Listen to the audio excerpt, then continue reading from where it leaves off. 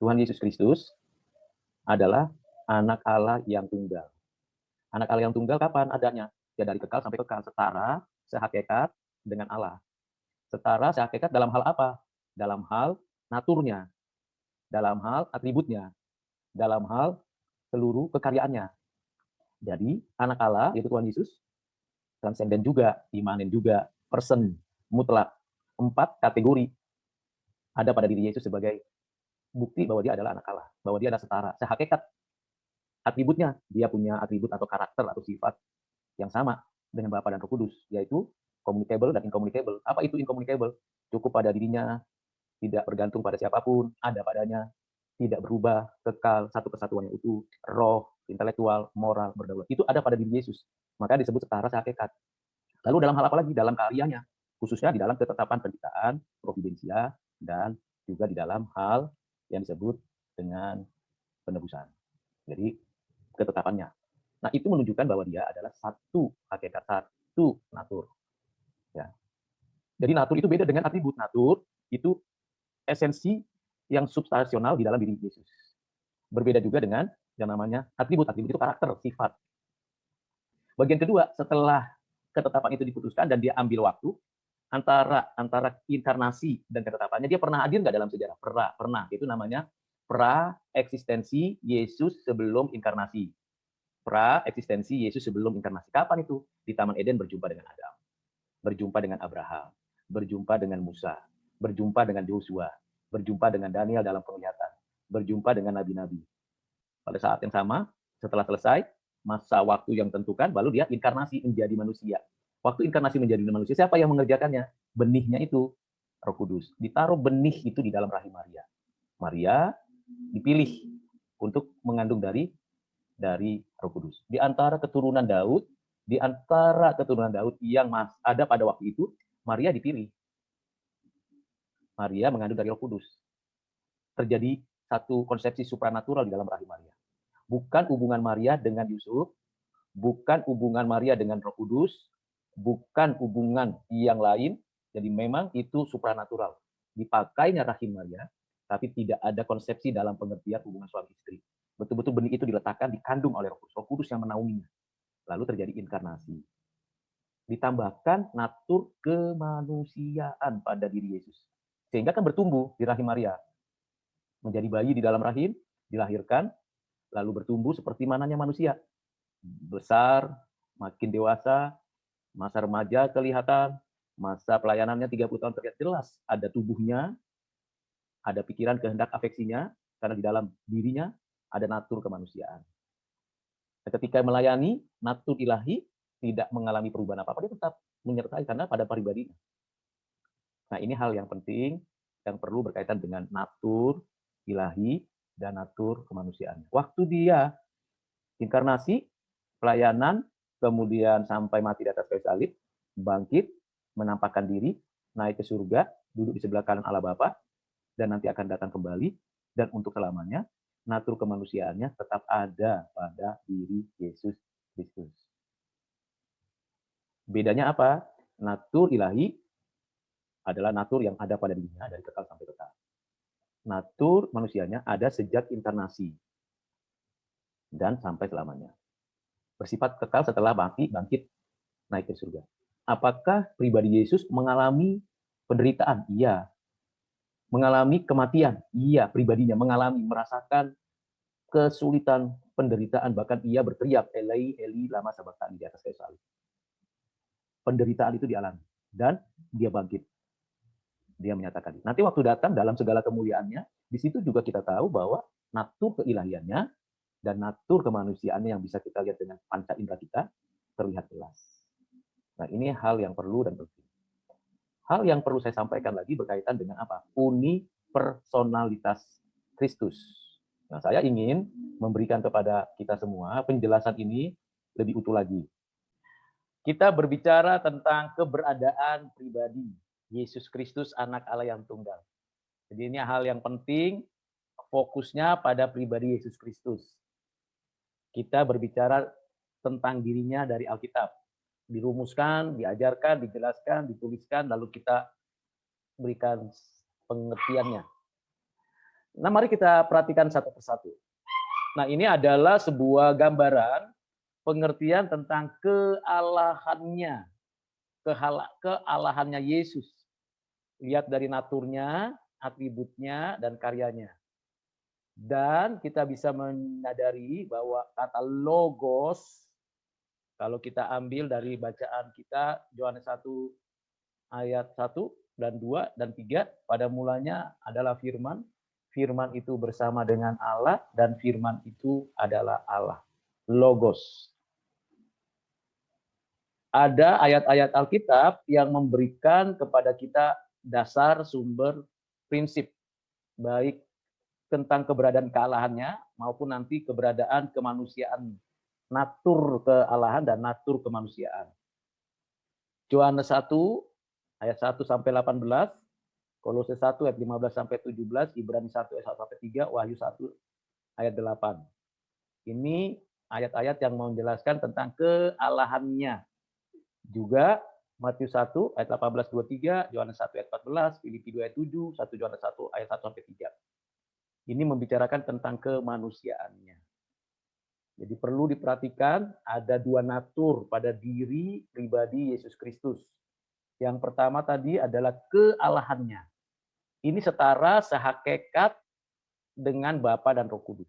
Naturnya transenden, tak terhampiri, tak bisa kita jangkau dengan pikiran dan kemampuan kita. Imanen, dia maha hadir, dia berada di tengah-tengah kita, dia betul-betul menyatakan keberadaannya yang hadir itu. Tidak meninggalkan ciptaannya, tidak membiarkan ciptaannya sendirian, tapi dia imanen. Imanen berarti Tuhan beserta kita juga, kata dari akar Immanuel, imanen. Yang ketiga, mutlak. Pribadi anak Allah yang tunggal ini mutlak. Mutlak dalam segala keputusan, dalam segala kekaryaannya, dalam seluruh sifatnya. Yang keempat, person. Punya pikiran, kehendak, afeksi, kebebasan. Itu natur. Naturnya. Jadi bedakan natur dengan atribut. Atribut itu karakter atau sifat. Karakter atau sifat itu atribut. Ada incommunicable, ada yang communicable. Incommunicable itu cukup pada dirinya, tidak bergantung pada apapun, dia ada pada dirinya sendiri, dia tidak berubah, dia kekal, dia satu kesatuan seluruh karakternya, dia adalah roh, dia adalah intelektual, dia moral, dia berdaulat, itu atribut. Dan keseluruhan atributnya sepenuhnya, tiap-tiap atribut menggambarkan keberadaannya Allah. Nah, ini natur dan atribut. Lalu karyanya di dalam hal melaksanakan penciptaan, providensia, maupun penebusan. Ini setara dengan Bapa dan Roh Kudus. Ini kealahannya. Tidak berubah, sempurna, mulia, indah, satu kesatuan yang utuh. Ini natur. Jadi natur itu berbicara keadaannya, natur itu juga ada di dalam keberadaannya yang berkarakter, atribut, dan kekaryaannya. Nah, ini bicara kealahannya secara utuh. Lalu kalau bicara kemanusiaannya, kapan kita berbicara kemanusiaannya? Nah, sebelum dia inkarnasi, anak Allah ini sudah pernah hadir dalam sejarah manusia yang disebut pra-inkarnasi. Jadi sebelum ia inkarnasi, bukan reinkarnasi ya, inkarnasi, enkarnal, menjadi daging. Sebelum inkarnasi, ternyata anak Allah telah hadir dalam sejarah manusia. Berjumpa dengan Adam, berjumpa dengan Abraham, berjumpa dengan Musa, berjumpa dengan Yosua, berjumpa dengan Daniel dalam sebuah penglihatan, berjumpa dengan nabi-nabi yang menyatakan dirinya. Bersama juga dengan malaikat, seperti ketika berjumpa dengan Abraham pada Kejadian pasal 18 dan 19, juga ketika menyatakan dirinya kepada Yosua sebagai panglima tentara Allah, juga ketika dia memberi penglihatan kepada Daniel pasal ke-7, pasal ke-8 berkaitan dengan kemanusiaan, anak manusia. Nah, itu bicara tentang pra-inkarnasi. Jadi sebelum inkarnasi, Tuhan sudah menyatakan dirinya. Lalu pada saat inkarnasi, siapa yang mengerjakannya? Inkarnasi anak Allah ini, Roh Kudus. Roh Kudus memberikan benih itu, benih dari surga, benih ilahi, ditanamkan, ditambahkanlah itu kepada natur, kepada pribadinya Yesus, natur kemanusiaan itu. Jadi natur kemanusiaannya Yesus Kristus itu ditambahkan. Pekerjaan siapa itu? Roh Kudus.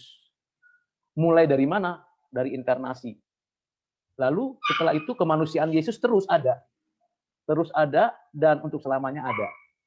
Memang melalui proses kehidupan di rahim, lahir, anak-anak, remaja, pemuda, pelayanan, lalu mati di atas kayu salib, dikuburkan, bangkit, menampakkan diri 40 hari, naik ke surga, duduk di sebelah kanan Allah Bapa dan akan datang lagi. Keberadaan kemanusiaannya jelas sekali. Tercatat dalam Alkitab, ada dalam sejarah, orang-orang pada zamannya menulis tentang keberadaan Yesus Kristus ini. Misalnya dalam Matius 1 ayat 18 ditulis dengan jelas, kelahiran Yesus Kristus adalah seperti berikut. Yohanes 1 ayat yang ke-14. Firman itu telah menjadi manusia dan diam di antara kita. Filipi 2 ayat 7. Filipi 2 ayat 7. Jelas sekali memberikan kepada kita penjelasan tentang melainkan telah mengosongkan dirinya sendiri dan mengambil rupa seorang hamba dan menjadi sama dengan manusia. Lalu 1 Yohanes 1 ayat 3. Apa yang telah ada sejak semula, yang telah kami dengar, yang telah kami lihat dengan mata kami, yang telah kami saksikan, dan yang telah kami raba dan dengan tangan kami tentang firman hidup, itulah yang kami tuliskan kepadamu. Jadi pada tubuhnya ada kehidupan yang dinyatakan bahwa dia adalah manusia. Inilah dua natur pada pribadi Yesus Kristus. Keduanya, natur itu dalam satu pribadi. Kedua natur itu dalam satu pribadi. Anak Allah, manusia. Anak Allah tidak menjadi manusia, naturnya tidak berubah menjadi manusia. Natur manusianya tidak berubah menjadi anak Allah. Keduanya ada perbedaan natur, tapi keduanya tidak terpisah pada pribadi Yesus. Tidak bercampur, ada perbedaan. Sulit bagi kita untuk memisahkan dan membedakan. Saat kapan ia menyatakan keilahiannya, saat kapan ia menyatakan kemanusiaannya. Karena ada pada satu pribadi, pribadinya Yesus Kristus. Jadi pribadi Yesus Kristus juga merasakan dan mengalami ada dalam rahim Maria, merasakan dan mengalami ada dalam proses pembentukan dia sebagai manusia sampai dia dewasa, bagaimana keremajaannya, pemudanya, pelayanannya, bahkan ketika di atas kayu salib, pribadinya juga mengalami hal yang sama, merasakan kenaturan ilahinya dan natur kemanusiaannya juga merasakan penderitaan yang sama. Pada waktu mati, pada waktu bangkit, pada waktu naik, dan juga nanti waktu dia duduk sekarang dan nanti akan datang kembali. Kesatuan, tidak bercampur, ada interaksi, ada komunikasi, ketika berkarya sama-sama, ketika membangkitkan Lazarus, kedua natur itu berkarya pada pribadi Yesus. Ketika mati di atas kayu salib, kedua natur itu juga mengalami satu kondisi keterpisahan. Itu sebabnya Yesus katakan, Eloi, Eloi, lama sabachthani, Allahku, Allahku, mengapa engkau tinggalkan aku? Ada semacam keterpisahan. Ini misteri salib yang sangat tidak mudah untuk kita mengerti, kita memahaminya secara utuh, kecuali anugerah Tuhan menolong kita mengertinya. Kecuali Roh Kudus berkarya memberikan pencerahan, iluminasi, pengertian kepada kita. Kalau tidak bisa. Tidak sampai kita memahami bagaimana ya memahami kedua natur ini pada diri pribadi Yesus Kristus. Itu sebabnya ketika orang itu mengandalkan kemampuan akalnya saja atau menggunakan filsafat pemikiran dunia, maka muncullah orang-orang yang menolak keilahian Kristus. Enggak mungkin dia Tuhan. Itu kelompok ebonit, alogi. Enggak mungkin dia logos. Buktinya berdaging. Enggak mungkin dia itu setara dengan Bapa. Dia bolehlah menjadi seperti yang ilahi, tapi bukan setara. Apalagi yang lebih parah lagi, Arianisme. Oh itu ciptaan, hanya lebih tinggi saja dari malaikat, lebih tinggi dari manusia, itu ciptaan. Nah ini kelompok Arianisme ini yang sekarang ini diajarkan oleh saksi Yehova. Yesus itu memang diciptakan ciptaan Allah. Nah ini adalah orang-orang yang menyangkal, kelompok-kelompok orang yang menyangkal, yang tidak mau mengakui kealahan Yesus, keilahian Yesus. Nggak mau, mereka tidak, karena memakai konsep, bagaimana mungkin? Ada juga kelompok yang menolak kemanusiaannya. Ini lagi lebih ekstrim, lebih ke keilahiannya. Monarki modalistik yang lebih menekankan peran. Oh itu Bapa, hanya ketika di bumi berperan. Sebagai siapa? Yesus. Nanti Yesus mati lalu bangkit, dia berperan lagi sebagai Roh Kudus.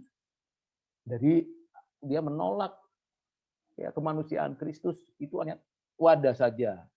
Itu peran saja. Atau yang gnostik, nggak terima karena materi ini jahat. Jadi mana mungkin Allah yang kudus, yang suci itu mau jadi manusia, menambah kemanusiaan. Kan nggak mungkin yang najis, yang jahat berjumpa dengan yang baik. Nggak mungkin. Nah, pikiran Gnostikisme, filsafat Gnostikisme, menolak inkarnasi, maka inkarnasi itu nggak ada. Lalu kelompok dekotisme yang mengatakan, oh dia jadi Kristus itu ketika dibaptis. Inilah anak yang kukasihi. Salah tafsir, ketika Yesus dibaptis oleh Yohanes Pembaptis, pribadinya jelas, dia mengatakan bahwa lakukanlah karena itulah kehendak Allah, lalu dari surga dinyatakan inilah anakku yang kukasih. Itu proklamasi, itu pernyataan dari Bapa, dari Allah tentang pribadi anaknya. Bukan itu menunjukkan mulai saat itu, tidak. Ini loh anak, dengerin dia gitu, dengerin Tuhan. Sama seperti nanti waktu Yesus mengubah wajahnya atau berubah wajahnya, transfigurasi ketika bersama dengan Nabi Elia dan Nabi Musa di atas gunung. Lalu dari surga katakan, dengarkanlah dia, ini anakku. Jadi ini aku juga, ini aku yang diwakili anakku. Dengarkan dia gitu. Setara. Tapi kelompok doketisme tidak menyetujui. Begitu juga tidak meyakini sartianisme yang menolak keilahian Yesus. Ya ini bagian. Lalu dua natur ini ternyata masih terus nih sampai sekarang ada bersitegang mengajarkannya di beberapa ya aliran-aliran yang berbeda-beda ya. Lalu di dalam pergumulan berikutnya ternyata juga ada orang-orang yang menolak logos, yang menolak unipersonalitas Kristus, dan yang menganggap bahwa bercampur nih ilahi dan manusianya. Manusia menjadi anak Allah menjadi manusia, campur. Tidak jelas, tidak demikian.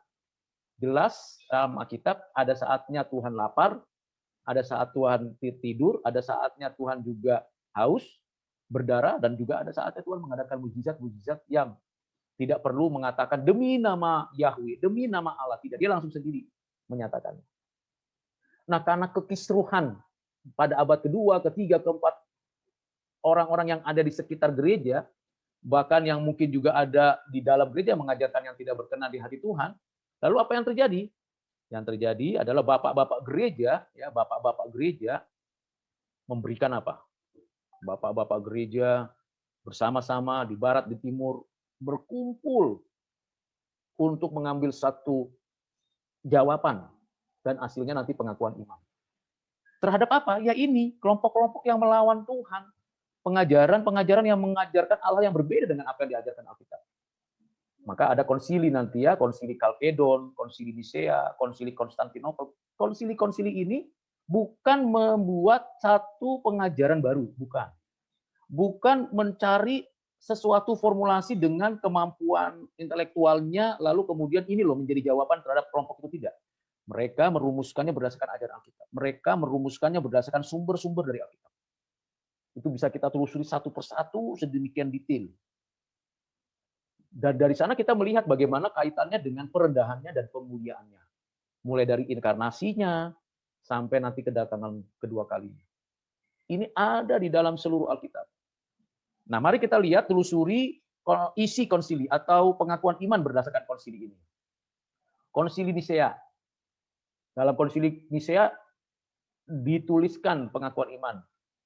We believe in one God, the Father Almighty, make of all things visible and invisible. Lalu we believe also in one Holy Spirit. Tetapi kalau berbicara tentang Kristus, panjang sekali, detail sekali.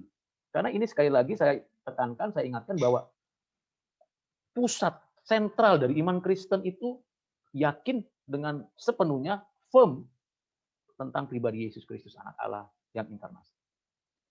We believe in one Lord, Jesus Christ, the Son of God. Jadi Yesus Kristus bukan Bapa, bukan Roh Kudus. Yesus Kristus Son of God. The only begotten of the Father, that is of substance, the Word, Logos, God from God, light from light, truth of God from truth God, dan seterusnya berbicara tentang pribadi Yesus Kristus anak Allah, setara, homoousion. Dan juga dia adalah manusia yang hadir di tengah-tengah dunia ini. Lalu yang kedua adalah Konsili Nisea Konstantin tahun 381. Ini juga berbicara tentang pribadi Yesus Kristus.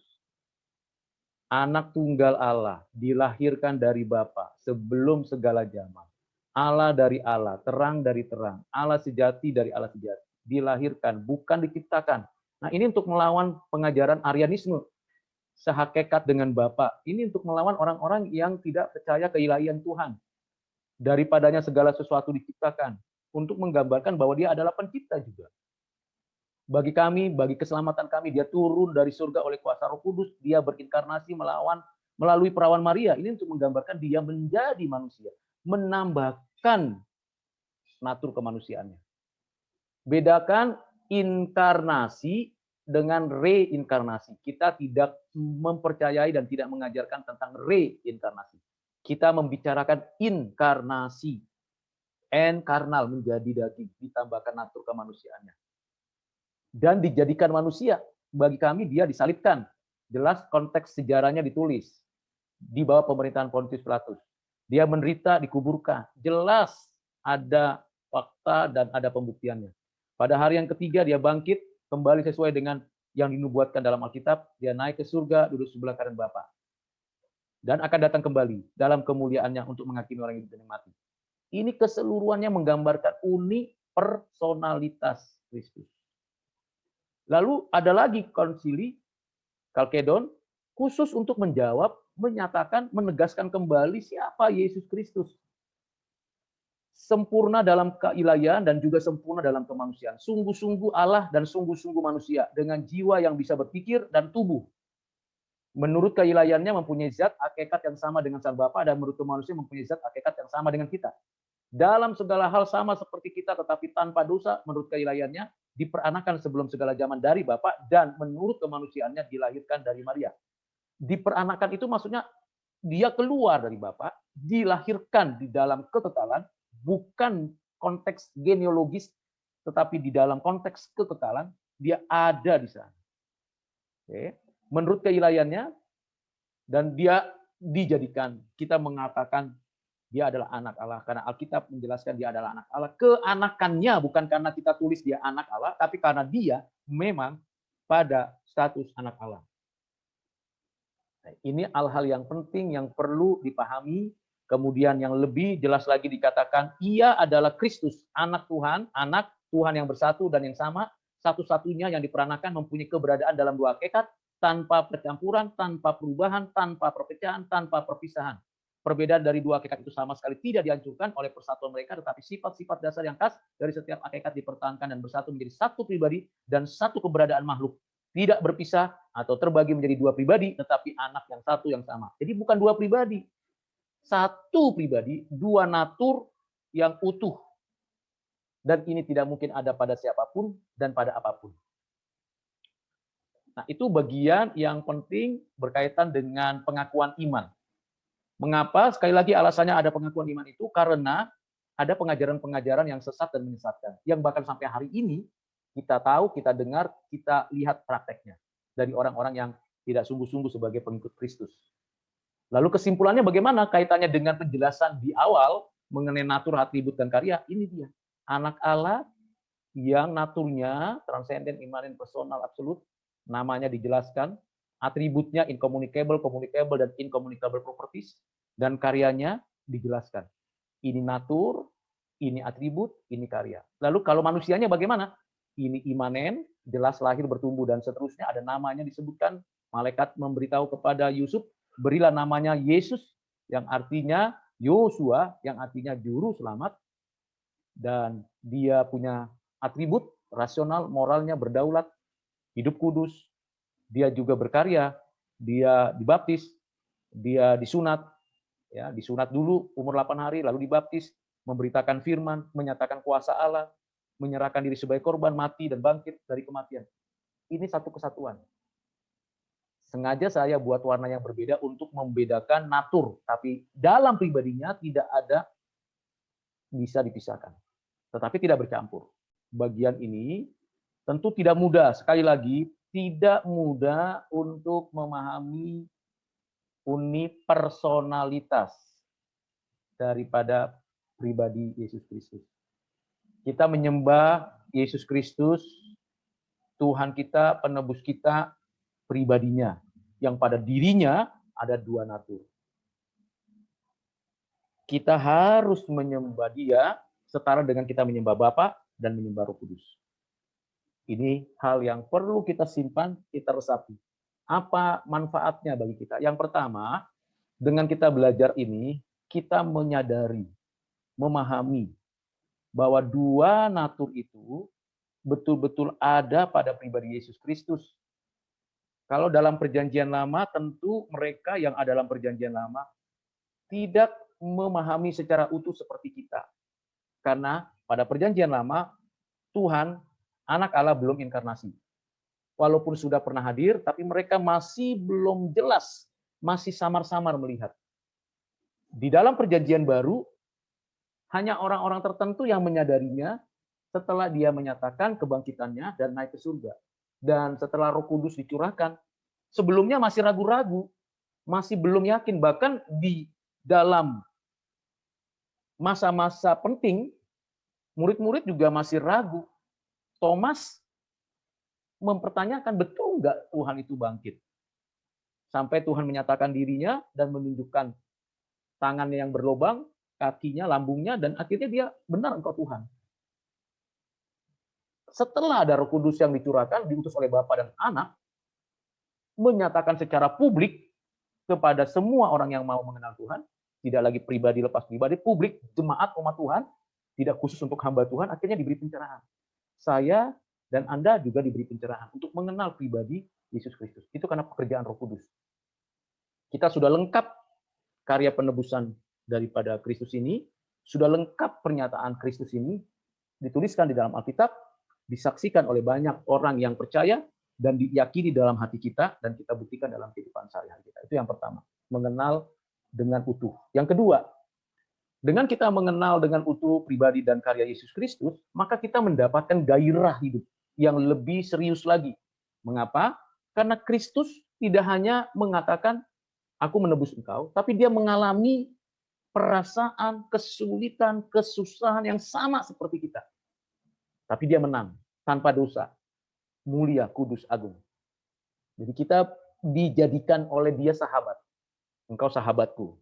Bukan lagi hanya sekedar murid, tapi engkau sahabatku, kata Tuhan Yesus. Kita disatukan oleh Roh Kudus menjadi saudara, brothers, sisters di dalam Kristus. Lalu oleh Roh Kudus, kita dengan mulut menyatakan kepada Allah, Bapa kita. Sesungguhnya kesatuan kita dengan Kristuslah yang membuat kita itu bisa mengatakan, engkau Bapakku ya Allah. Mengapa? Karena relasi anak yaitu Yesus Kristus, relasi anak yaitu Yesus Kristus dengan Allah yaitu Bapa, itu relasi dalam kekekalan. Di dalam Kristus relasi itu diberikan kepada kita, menjadikan kita anak-anak Allah. Padahal yang menjadi anak Allah yang sesungguhnya, yang original, only one, begotten Son, Jesus Christ. Tapi kita dijadikan anak Allah. Pekerjaan Roh Kudus membuat kita menjadi anak-anak Allah, dan kita menjadi saudara, sepersaudaraan dengan Kristus. Dia yang sulung. Dia yang sulung di dalam sisi kemanusiaannya. Nah, ini menjadi keunikan yang luar biasa, membuat kita bergairah. Dulu Tuhanku pernah menderita. Aku kalau menderita sedikit, nggak usah langsung mengeluh. Bergantung kepada Allah, Bapa kita, Bapa yang sama yang disapa oleh Yesus. Ya Bapa, ampunilah mereka. Sama kita bisa mengucapkan itu kepada orang lain, kepada Bapa. Bapa, ampunilah mereka. Ini. Yang ketiga, dengan kita mengenal unipersonalitas Kristus ini, membuat kita bagaimana? Membuat kita penyembahan kita, ibadah kita, pusat hidup kita, karena dia sang logos, karena dia juga mediator, karena juga dia menyatakan teladannya, maka kita juga menggunakan akal kita.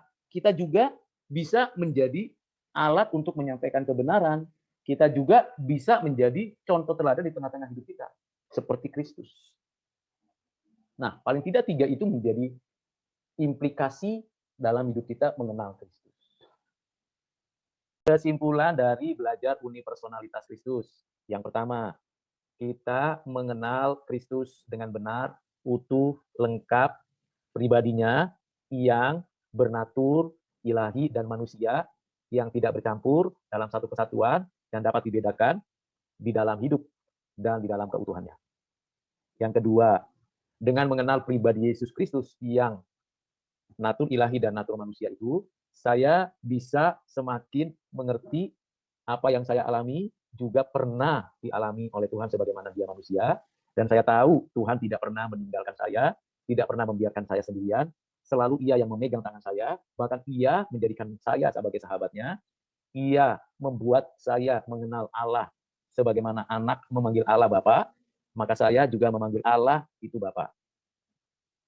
Ketiga, oleh karena anugerah dari Allah dan karya Roh Kudus yang membuat saya percaya dengan hati, mengaku dengan mulut bahwa Yesus Kristus adalah anak Allah yang tunggal, yang inkarnasi menebus dosa saya, mati di atas kayu salib, dan bangkit dari kematian yang menjadi jaminan bagi hidup saya karena dia duduk di sebelah kanan Allah Bapa dan akan datang kembali. Ketiga, keempat, dengan saya mengenal pribadi anak Allah yang tunggal, yang inkarnasi itu, saya semakin sujud menyembah Tuhan dengan benar. Tidak punya pikiran bahwa Yesus hanya di dalam sejarah saja, tidak punya lagi pikiran bahwa Yesus hanya di surga saja, tetapi dia ada dan hadir di dalam sejarah manusia dari selama-lamanya sampai selama-lamanya. Tuhan menyertai kita selalu seperti yang dijanjikannya di dalam Matius 28 ayat 19-20. Nah, itu 4 hal penting dari proses pembelajaran kita tentang unipersonalitas Kristus. Pada waktu itu juga belum lengkap kok Alkitab. Alkitab yang mereka pegang di perjanjian lama, ya Alkitabnya masih perjanjian lama. Alkitabnya belum ada perjanjian baru. Jadi belum ada juga penjelasan inkarnasi. Rencana, nubuat, apa yang Tuhan nyatakan untuk adanya inkarnasi, sudah diketahui mereka. Setahap demi setahap, mereka sudah diberitahu oleh Tuhan melalui para nabi. Tetapi mereka belum menyaksikan inkarnasi Yesus. Lalu bagaimana iman mereka? Ya tetap berdasarkan iman yang sama seperti itu, tetap Tuhan selamatkan. Nanti waktu inkarnasi sudah selesai, sudah rampung semuanya, sudah final semuanya, apa yang dirancang Tuhan, sudah dituliskan semuanya, apa yang diwahyukan Tuhan itu, seluruh apa yang diimani pada orang-orang perjanjian lama terhisap dengan sendirinya. Karena karya Tuhan itu, karena kan Tuhan Allah itu, anak Allah itu kan bersifat kekal. Itu melintasi ruang dan waktu. Apa yang dikerjakan Tuhan Yesus selama 33,5 tahun di bumi ini, apa yang dikerjakan Tuhan di dalam pelayanan sebagai Mesias selama 3,5 tahun itu bersifat kekal, artinya menerobos masuk ke wilayah-wilayah perjanjian lama masa lalu dan setelah dia pelayanan. Buktinya apa? Buktinya yang pertama jelas sekali bahwa para nabi itu mengungkapkan adanya karya penebusan yang dikerjakan oleh Tuhan Yesus. Misalnya Yesaya 53 kalau tidak saya salah kutipnya ya. Coba saya baca dulu Yesaya 53 yang menggambarkan bagaimana diharapkan atau dinyatakan bagaimana dia melihat karya Kristus. Ayat 1 sampai seterusnya. Yesaya 53. Siapakah yang percaya kepada berita yang kami dengar? Yang kami dengar ya. Dan kepada siapakah tangan kekuasaan Tuhan dinyatakan? Sebagai taruk ia tumbuh di hadapan Tuhan dan sebagai tunas dari tanah kering. Ia tidak tampan dan semaraknya pun tidak ada sehingga kita memandang dia, dan rupa pun tidak sehingga kita menginginkannya. Ia dihina dan dihindari orang, seorang yang penuh kesengsaraan dan yang biasa menderita kesakitan, ia sangat dihina, sehingga orang menutup mukanya terhadap dia, dan bagi dia, bagi kita pun, dia tidak masuk hitungan. Ayat 4-nya, tetapi sesungguhnya penyakit kita lah yang ditanggungnya dan kesengsaraan kita yang dipikulnya. Padahal kita mengira dia kena tulah, dipukul dan ditindas Allah, tetapi dia tertikam oleh karena pemberontakan kita, dia diremukan oleh karena kejahatan kita. Ganjaran yang mendatangkan keselamatan bagi kita ditimpakan kepadanya, dan oleh bilur-bilurnya kita menjadi sembuh. Ini Yesaya, kira-kira 7 tahun 700-an sebelum Masehi, ya, kira-kira seperti itu.